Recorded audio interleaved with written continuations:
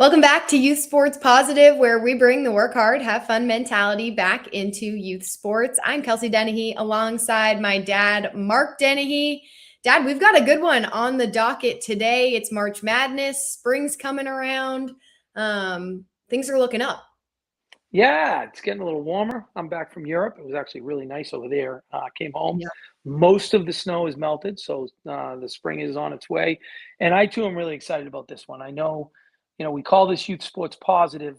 I have a tendency at times to get frustrated with the current state of youth sports. But we're interviewing a former Merrimack a basketball player, and she works for an unbelievable organization, and it's going to be hard not to be positive about this one. So I'm looking Yeah. forward to the positivity for sure. Absolutely. Well, you teased it there, but a special guest jumping on with us today. She is a former Division II basketball player and professional basketball player out of Fairbanks, Alaska.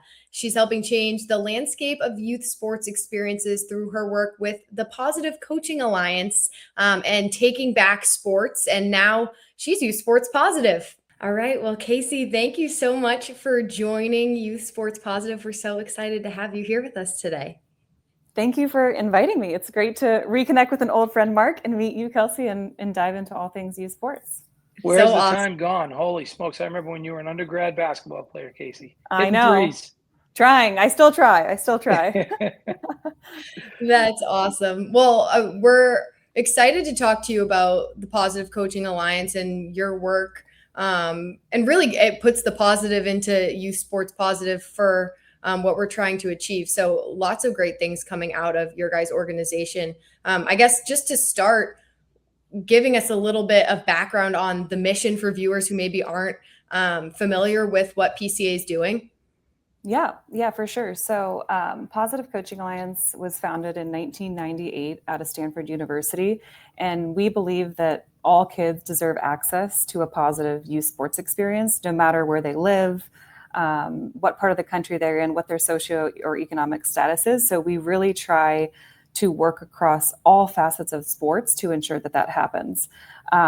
When you think about, a positive youth sports experience, I think in one way you think, okay, there's a kid on a team, right? And you want to make sure that those coaches are trained to teach life lessons through sports. You want to make sure that the parents and caregivers are empowered with the right tools to have those post-game conversations and support their athlete in all of those life skills development and not, contradicting what the coach might be saying. You also think about the athletes themselves, being a good teammate, learning sportsmanship, learning life skills, right? So there's the parents, there's the coaches, there's the athletes, there's the officials. They play a role. How do they keep the game going? How do they deal with those sideline parents?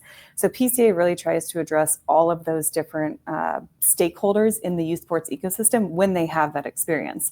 There's also an arm of our work where in order to have a positive youth sports experience, you need a field. You need a coach and you need equipment. And so we have an arm of our work that really tries to increase access to sport so that kids, especially in low-income communities of color, can have the access to the sport that in order to make it positive. You can't have a positive sports experience if you don't have the opportunity to play.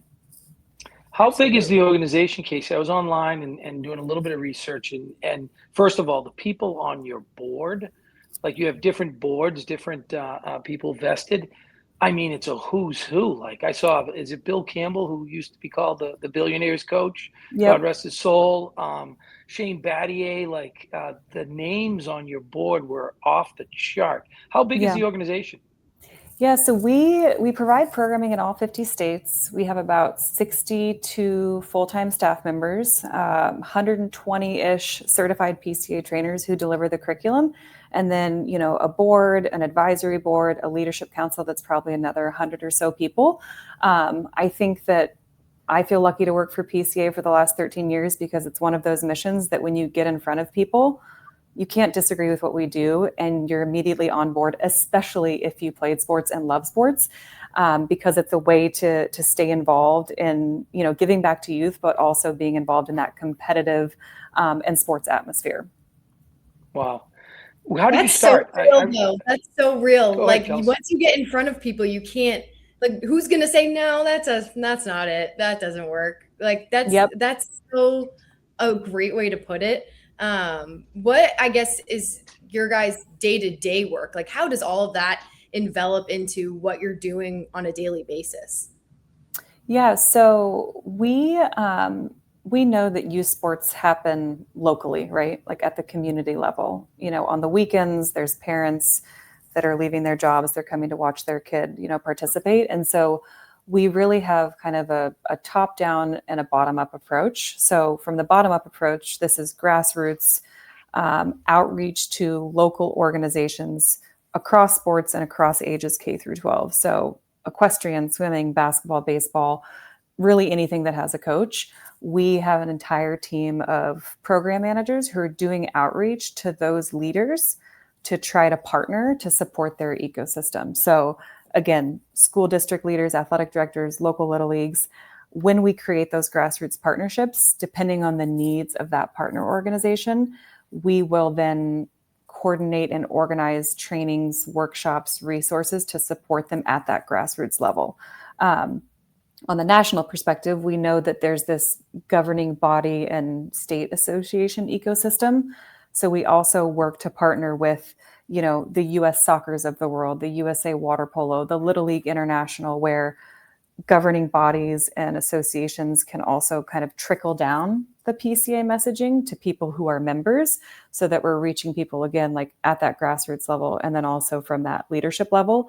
For our community impact work, it's very much hyper local, city by city. It's an area that's growing in our work. But those are people who are on the ground in Oakland, in San Diego, in Los Angeles, in Baltimore, who are really bringing together key stakeholders and leaders in the community to lift up their voice, not as much of like, we as PCA are coming into your community and here's how you can solve your issues, but rather we help facilitate the discussion about what the barriers are to entry in those individual communities and then help them problem solve to address those barriers. I've got a million questions, and whether it's how did you start, how did you find out about it, but just on you talking about the community based stuff. More and more of sport is becoming less community based and more financially based, if you will, or business oriented. Is there a certain level of participation model or that you concentrate on? Is it mainly recreational? Do you work with clubs? Do you work with academies? And then how, if the rec stuff is more community level entry, how do you work with the club teams? How do you work with the academies? Yeah, we have a series of curriculum and research-based best practices. I think at its foundational level, we talk about our curriculum and our resources and our tools as foundational best practices if you are going to be working with youth. That could be a first-time T-ball coach, and that could be a elite level hockey club that's looking to get the best out of their kids. Because we know that the positive coaching approach, not only, this is why it's so great, is like it not only helps you, develop life skills, teach life skills, build better humans, better people in the world, it will also help you win. It will also help you get better performance. That's right. So we are able to resonate across that spectrum of those like rec programs and the competitive programs. We tailor, the messaging, this certain wording to make sure that we're resonating with those folks. For an after school program, we might be talking about more participants or, participants or students, where if we're working with, again, like a club hockey program, we might be saying athletes, right? So we tailor the messaging to resonate, but it's both. It's foundational best practices to motivate kids, to make sure they have fun, stay in sports. And when you do that, you will get better performance. I think a lot of times people hear Positive Coaching Alliance and they think, we've heard this, right? It's fluff. It's everyone gets a trophy. Kumbaya. Mark, you know me, I'm very competitive. Yeah, I do. I'm very competitive, and it's great to work somewhere where yes, and it helps you win. And I've now coached, high school basketball. I've used the PCA tools, and you see that it actually works to get better performance and better team culture. Tell us real quick. I'm sure you have questions, but how did you find this? It wasn't long after you graduated that you jumped into it. How did you find it? Where did you start in the organization? And kind of, if you can walk us through some of the jobs you've had within PCA. For sure. Yeah. So I, actually was pre-med undergrad. So in I the was just going to sciences. say, how did you jump from pre-med to Positive Coaching Alliance? Because that's what I was reading online. I'm And sure I was your mom was thrilled. Yep, I thought I was going to be, like sports medicine. I knew I wanted to be around sports. I thought it would be sports medicine. Had the opportunity to play basketball professionally overseas in Spain for 2 years. And I think in those 2 years, I realized I didn't want to work in like a clinical setting. And I wanted to more so be directly involved in the sports space. And so applied to get my master's in sport management from the University of San Francisco. And really leading up to that time, moved out to the Bay Area without expectation and was working in Stanford's athletic department just as a coach. So I would do women's basketball camps, men's basketball camps, just as the summer camp coach. And then also did event management work. So part-time, helping coordinate swimming meets and football games and all sorts of different responsibilities. And my boss at Stanford, her name was Maggie. Maggie said, hey, I know this person who's hiring for this new position at Positive Coaching Alliance down in San Jose. I feel like you could be a good fit for it. I had never heard of PCA, and I looked into it. I went through the interview process, and I wasn't planning on working full time while getting my master's. But after learning about the organization and going through the interview process, meeting staff, I was like, this is perfect. Like this is, awesome. This is the perfect fit. And that was in 2013. So 12, 13 years later, continued to feel challenged. And we always say we want to work ourselves out of business so that, the expectation, the mental models are that every kid has access to a positive esports experience. Sadly, we see it's not happening, right? Like we continue to have a lot left to do and to grow. Therefore, wake up every day feeling like we have a lot of work to do. Sure. Yeah, absolutely. I am curious some of the challenges that you guys have faced because in our brains we think, once it's in front of you, there really is no way you can argue with it. I would imagine people still find ways to cause some sort of challenges. I'm curious what some of those things are that you faced and how you guys combat them. Yeah, I think one on the surface level, again, I think I mentioned this earlier, you hear Positive Coaching Alliance and you hear fluff and everyone gets a trophy, and that's not for me. How we try to overcome that is get people in the room and experience the training and the curriculum, because that by itself you might have someone sitting in the back of the room like this, like, why am I here? My athletic director is making me be here. And by the end, they're like, oh my goodness, I just got 7 different things that I can try, next practice to see if this can better motivate my players or build team culture. So that would be one. I think the other, arm of our work that I talked about, our community impact, I think just the sheer word equity sometimes can be divisive. And so we talk about equity in sport and sports equity, closing the sports equity gap. We at PCA at staff know what that means. I think externally to the world, it can be an off-putting message. Really, we're just talking about we want all kids to have access. We want kids to have access and the opportunity to play sport, and we want to work with and through communities to do that. And so again, it's tailoring the wording and the messaging at the highest level so that if someone gets an email or sees something on social media, that they're not off put by a word. It's really about the work that we're doing. And so trying to be very strategic and intentional about the messaging that we're using at the highest level while staying true to our work and what we're doing every day. So I would say that's like the top level messaging. Some words can kind of be off-putting. And really, those are kind of the main things that, come to mind. Because again, when you have a conversation with someone, no one can say, oh no, those kids shouldn't have access to sport. Right. Or right. like, oh no, they shouldn't have a coach that builds them up and wants them to stay in sports. I guess the other thing would just be the tough coaching being effective versus like positive coaching. Yeah. I think we try to talk about the foundation as being relationship based. So like if you have the relationship, like Helen Williams coached me the toughest, and I was fine with it because we had the relationship. I was her recruit. We could do that. And I think knowing your players individually, we're not here to say like, there's no screaming. It's like, no, what are you saying? And what's the relationship? Yeah. What do they say? Once they think that you care, they care what you think. right? Yep. I mean, that goes the truth. I will say, I'm in a lot of youth sports settings, and I I am always amazed at um, what parents are okay with in terms of the communication with their children. I for sure wouldn't want someone yelling at me at work, and I don't understand how that is okay in youth sports. So I am not okay with that. I do think delivery matters. I agree with you though about they've got to trust you. You got to build that relationship. I think relationship based. I think that's a really good way to put it. Do you um, do you like rate coaches or organizations? Like I'm almost thinking like if I'm a Is parent there and like I'm a looking performance for a eval? yeah, like I know you have a youth sports culture index. Can you Yep. reference that and kind of is that what you use to sort of differentiate between organizations and or coaches? Yeah, I mean, I'll definitely talk about the positive youth sports culture index. And then I think at the more individual grassroots level on like we do have a coach evaluation form.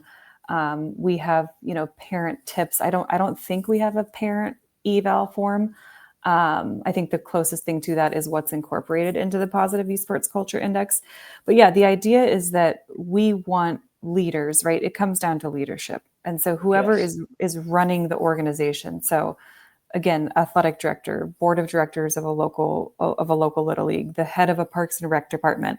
We want those leaders to be able to evaluate in partnership with their staff what is the culture of our organization. Culture can be a very vague term and it can be, interpreted in many different ways. We have attempted to put together this index where if you are one of those leaders, you can sit down with your staff, take some interviews to say, what are the policies that we have in place? What is the behavior we're seeing from parents? What is the behavior we're seeing from coaches? What are our, accessibility issues from in making sure that diverse groups are able to access the sport? And from that, evaluation process, PCA has resources to support where you might score lower. And so Wow. we really try to work again with leadership to say, hey, let's look at where you sit right now. Okay, these are two areas that look like you really could use some support, and here's how we can help you. We don't have a one size kind of fits all approach because there's so many different stakeholders.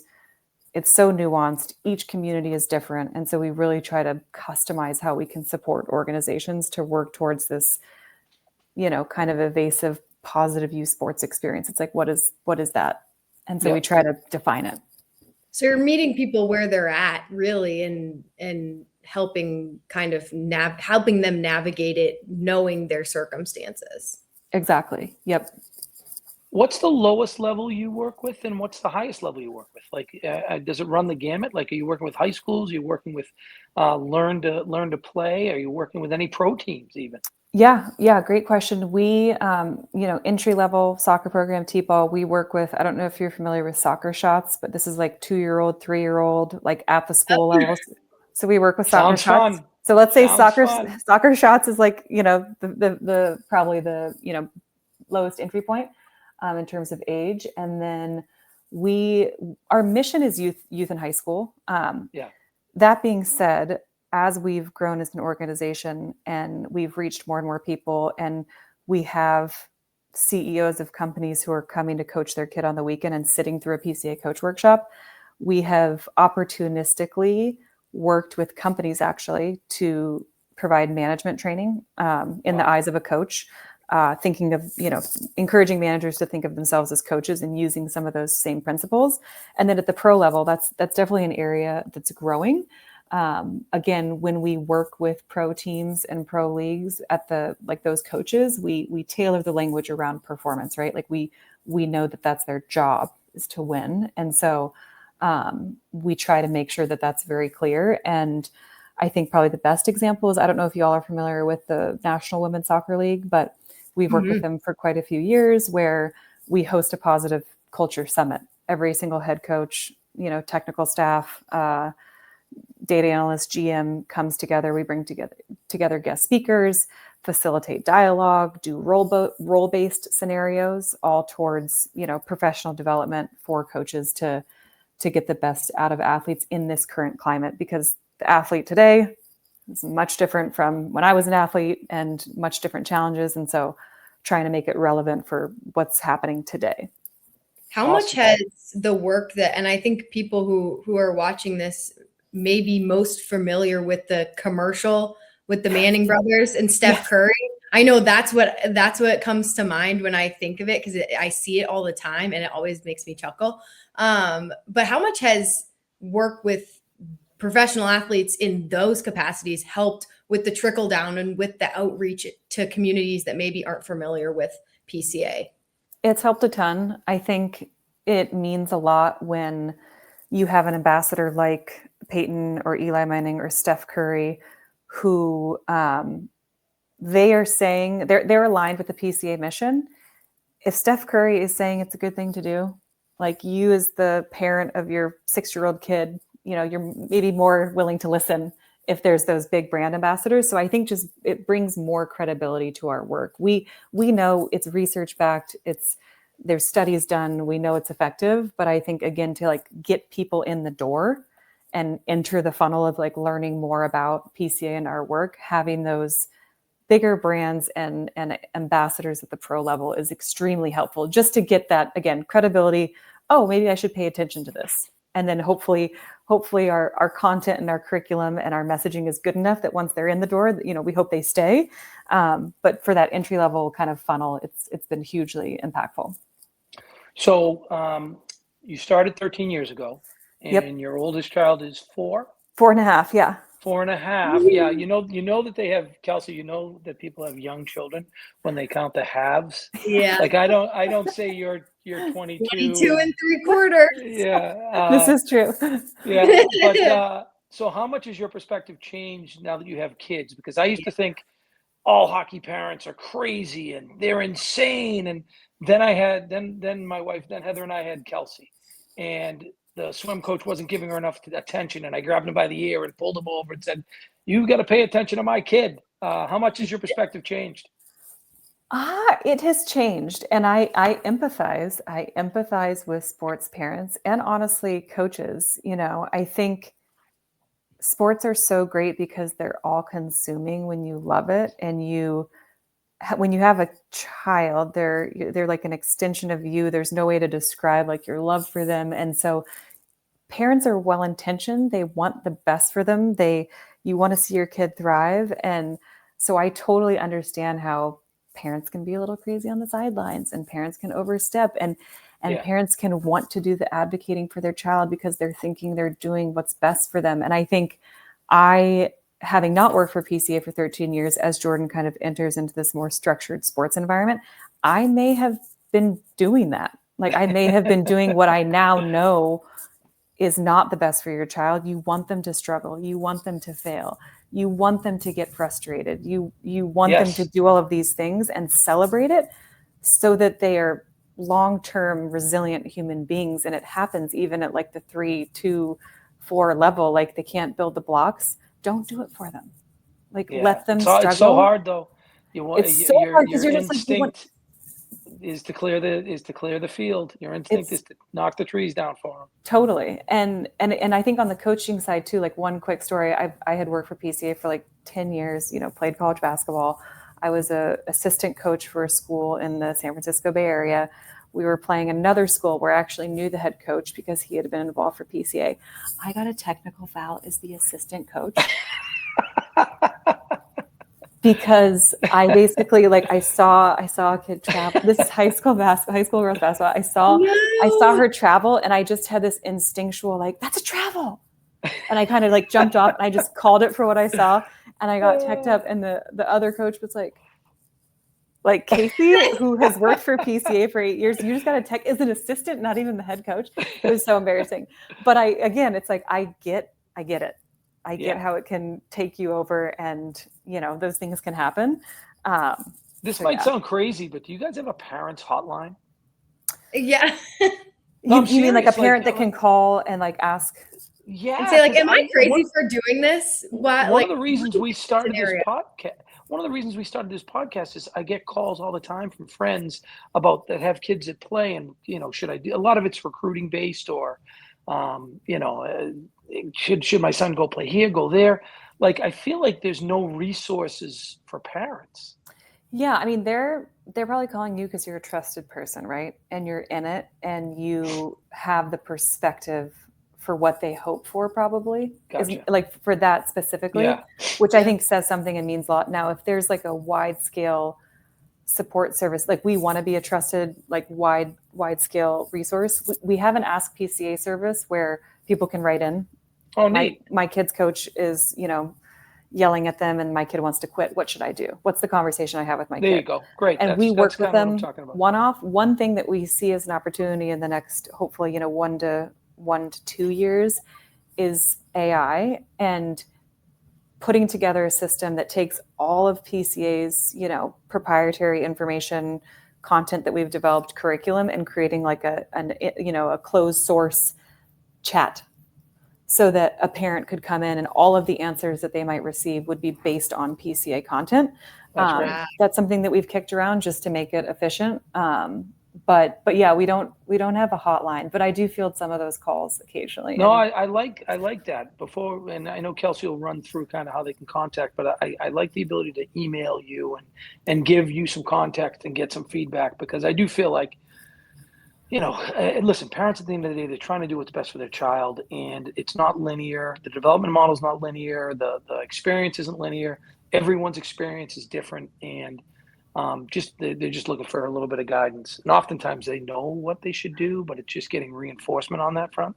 For sure. No, I think it's a great point. And yeah, parents just want what's best for their kids. Well, and I think PCA already does a really good job of providing the resources that they don't. I mean, granted, somebody may not be giving them a direct, hey, this is what you should do, but it's available to find there. Yeah. Within your guys' resources, which is already huge.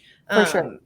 Have you found yourself in an instant, like with the technical foul, kind of stepping back and being like, this is not the best thing to do right now, or this is what I should be doing, and I'm seeing it play out in front of my eyes?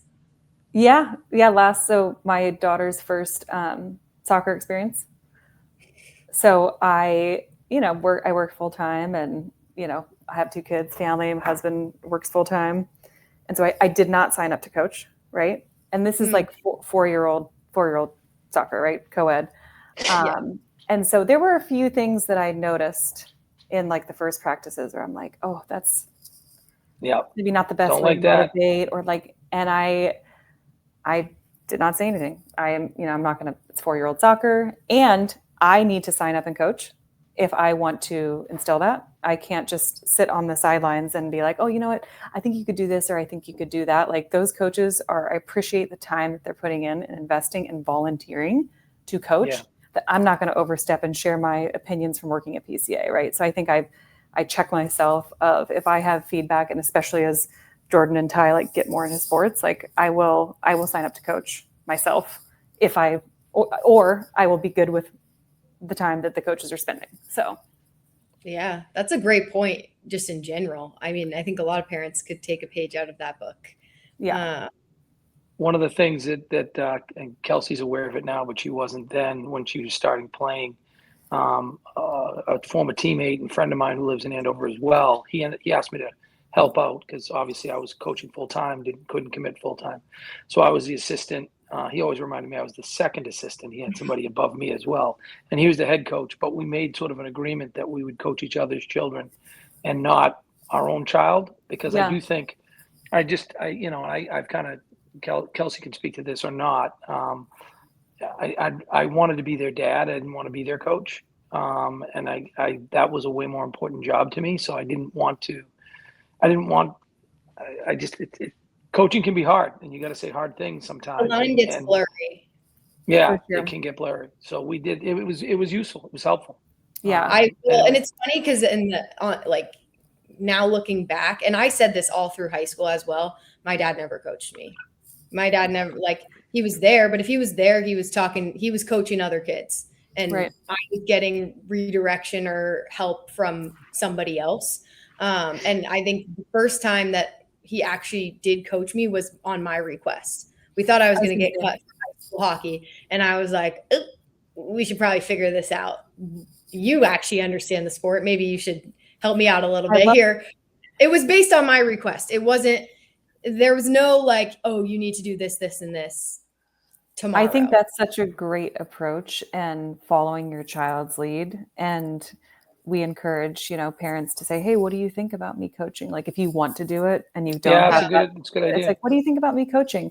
And if they, say absolutely not, like maybe try to dig into that a little bit or figure out like what the reasoning is. But I think the concept of following your child's lead makes the relationship, blossom more when it's time for that coaching, so that you're not just like, you need to do this, you need to do that, you need to do this because I'm the coach. And yours, your scenario is obviously even more like nuanced because you are coaching your profession, right? Like at that time. And so you were living and breathing it. And I could see how it would be easy to, well, I'm going to now do it with my kids. But I think it's great that you had the agreement of like, no, actually, I don't want to do it with my kids. And you, friend, do it.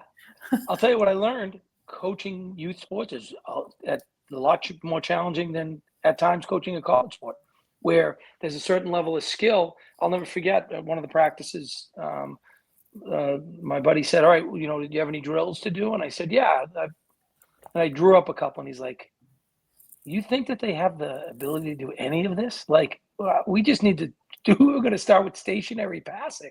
You had them doing like a weave drill. These kids can barely skate. So, I learned I learned as much as I'm sure the kids did as I was going through it. So, but we had two rules. We had two rules in my house in terms of sports. What were they, Kels? Well, and it's funny because I still say it and reference it in my life now that has nothing to do with playing sports. Every day, if we get out of the car, work hard, have fun, bye.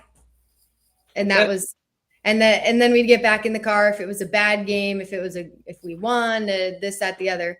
Well, did you work your hardest? Okay, awesome. Did you have fun? Okay, awesome. And it wasn't, did you have fun because the coaches made it fun for you? It was, did you make your own fun? Did you enjoy the sport that you were playing? And so I think that's why the work that PCA does resonates with both of us, just because that's something. Work hard, have fun. We grew up in real time. Well, that's awesome. Yeah, it's really awesome. Give our listeners an entry point. So I'm a parent or a community member. I'll tell you right now, I'm thinking about contacting our athletic director in town. I will not have a child in the school system anymore after this year, but I'm thinking of contacting him and saying, hey, you know what? Have you ever reached out to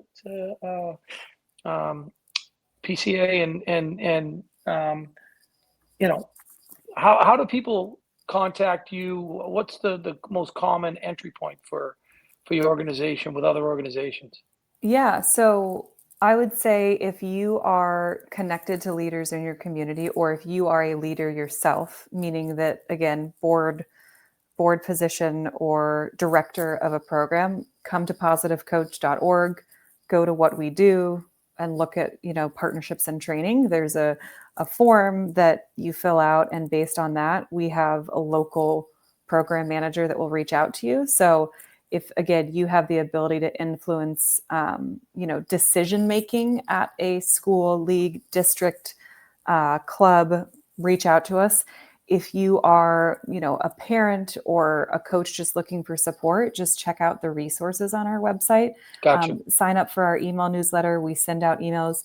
We also are seeing more and more youth sports coaches, getting content and advice and ideas on Instagram specifically. We've done a couple of studies. And so follow PC on Instagram. We share out a lot of our resources there. But really, I would say visit the website, sign up for our email newsletter, follow us on social media. And then if you have a connection to a leader or you are a leader yourself, check out the kind of partnerships and training directly. And you can always reach out to PCA at positivecoach.org too, and we can help, get you to the right person. Because there's still a lot of people that don't know about what we do. We've been around for 26 years. We have a lot of impact, but there's still a lot of organizations that, we still need to work with and support. My last question, do you guys have enough bandwidth to work with more groups? A lot of times, organizations like yours are strapped, like, there's the resources are, or the requests outnumber the resources. No, we definitely have the capacity. Yeah, we have a team of, I think it's 15 now, local partnership managers that divide up the country, and Wow.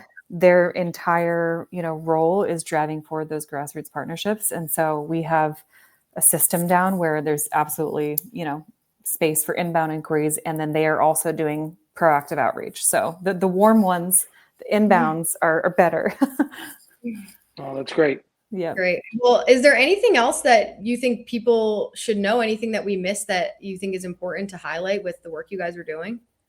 I would say, check out takebacksports.org as well. That's our partnership with ESPN. That's really trying to make sure that, parents and coaches are supported in bringing back the joy and the fun in sports. And then I would just, broadly speaking, thinking about the rise of the cost of participation in sport, like thinking about your fellow community members and what that might mean for them, right? When youth sports, when it becomes pay to play, we know that underserved communities are left behind. Diversity of sport suffers, and access to that mentorship and safe space can shrink. And so I think having the awareness, I think sometimes when you're so caught up in like your hyper local club that your kids are already participating in, we forget about others who might not have access to the sport.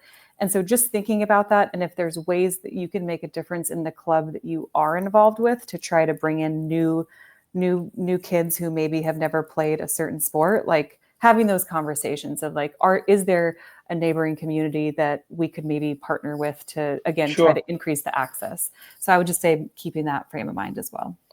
I lied. I have one more question, Casey. I always felt like there should be a coach emeritus on a college campus.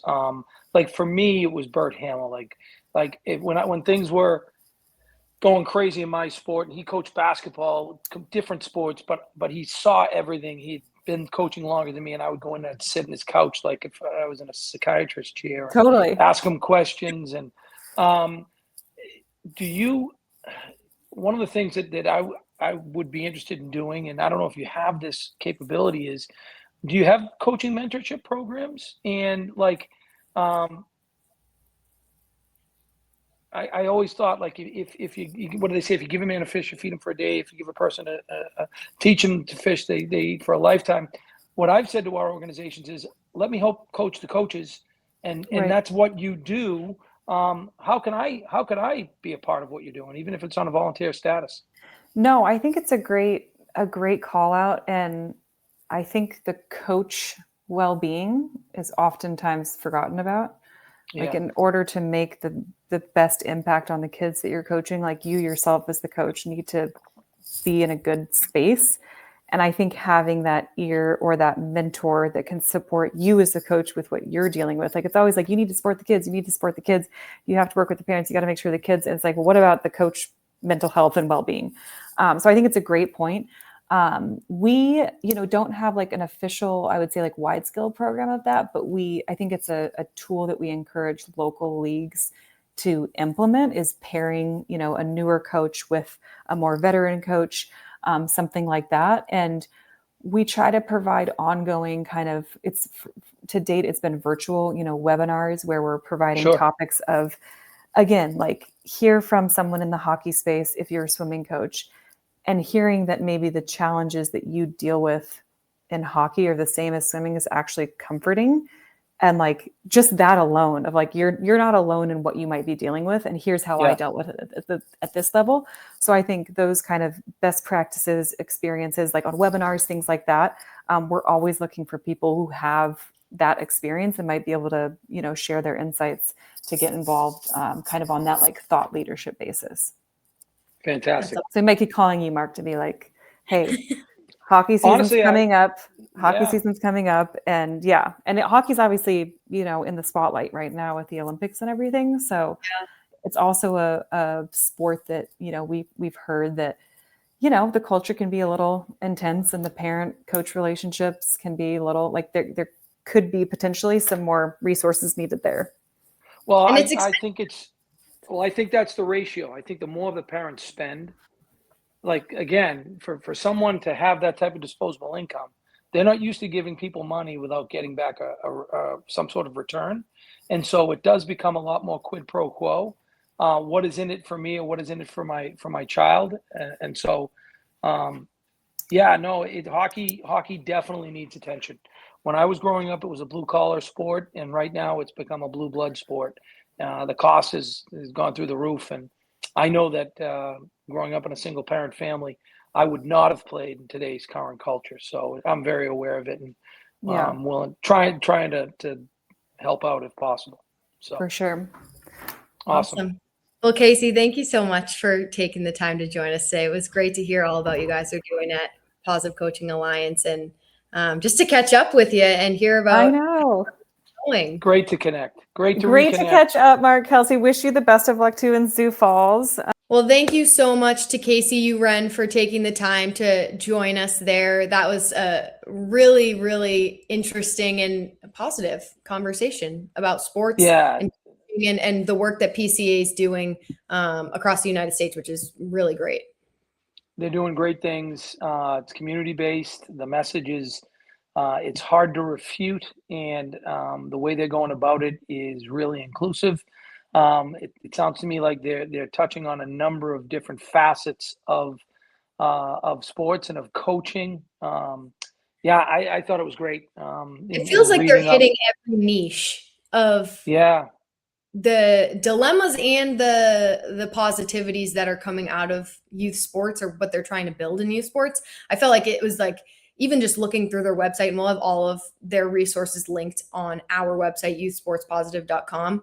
But it just feels like everywhere you look, there's an answer to maybe a lingering question or a form of guidance that maybe you didn't know you were looking for that could end up really helping the way you coach or the way you speak with your kids, the way you send your kids off into hockey practice every day.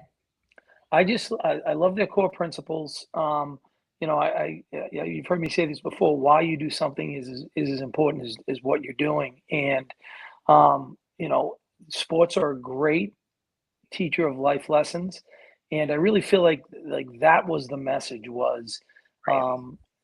giving young people an opportunity to participate in sports for the right reasons, not the end goals of playing in the pros or getting a college scholarship, but for what they learn. And in order to do that, it's got to be a positive environment. And what does that entail? What does that look like? They, like you said, they've touched on many of those facets. So, as much as I've already researched them for this podcast, I'm going to go back and look even further into it and see if maybe I can't volunteer or help out because I Yeah. really like what they're doing. Yeah, it's great. And I know like down the line, their resources are something that I'd be interested in utilizing as I kind of get into, I don't know, being a parent like 100 years from now. Tap the brakes. Tap the brakes.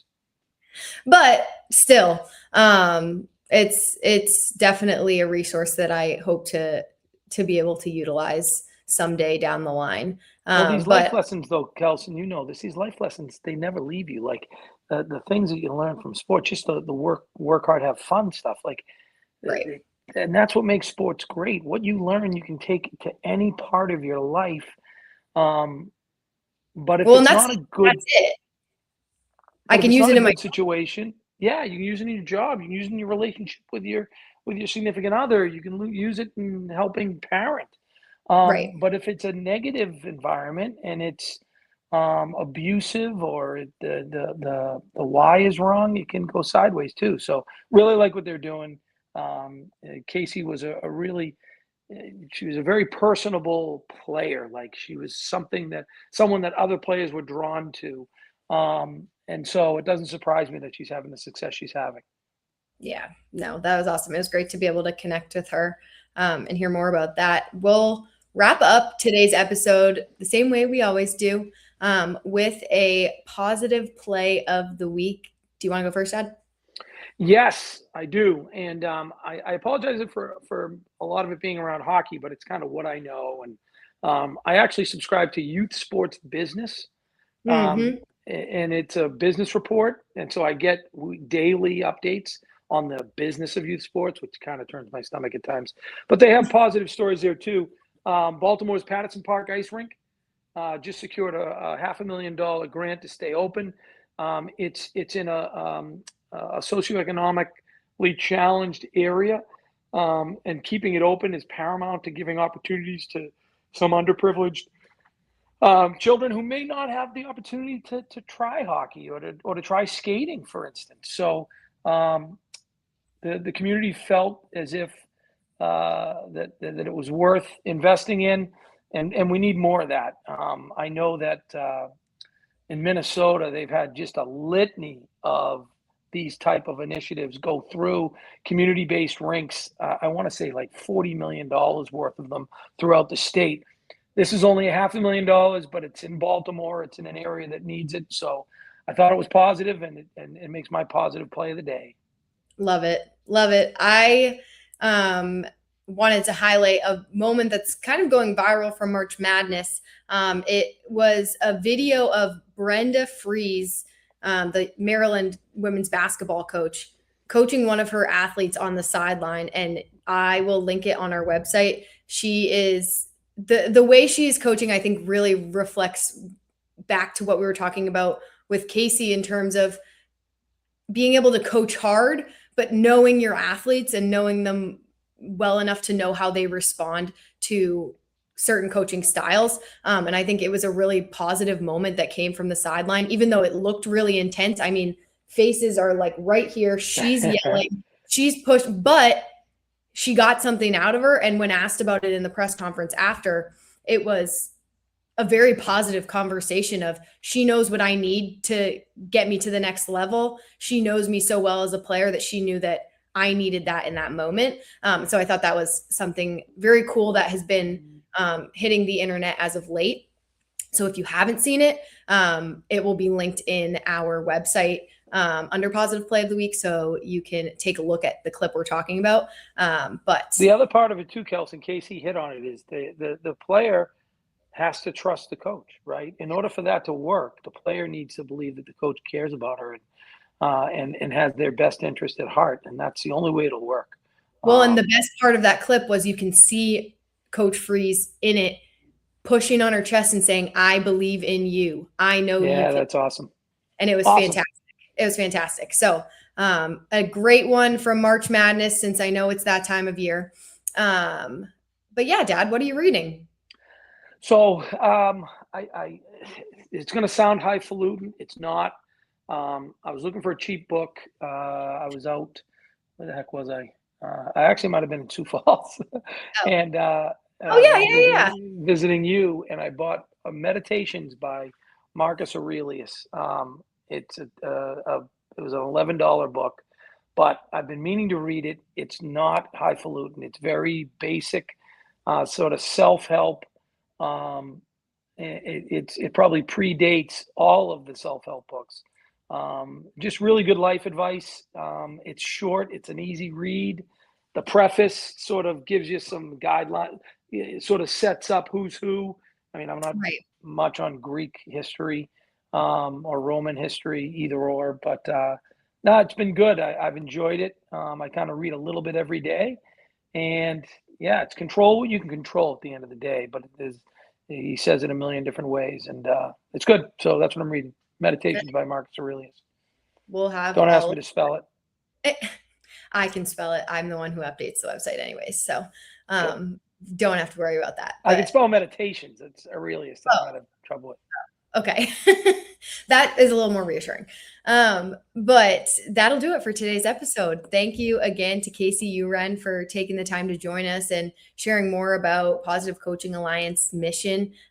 We really enjoyed that conversation and look forward to being able to help push forward that message in the future. Be sure to let us know what your positive play of the week is down below. As always, like, comment, subscribe Follow us at Youth Sports Positive on socials. Thank you so much for tuning in to another episode of Youth Sports Positive. For my dad, Mark Dennehy, and myself, make sure you do something to bring the work hard, have fun mentality back into the sports and the youth in your life. And we will see you soon. Bye. See you, Kels.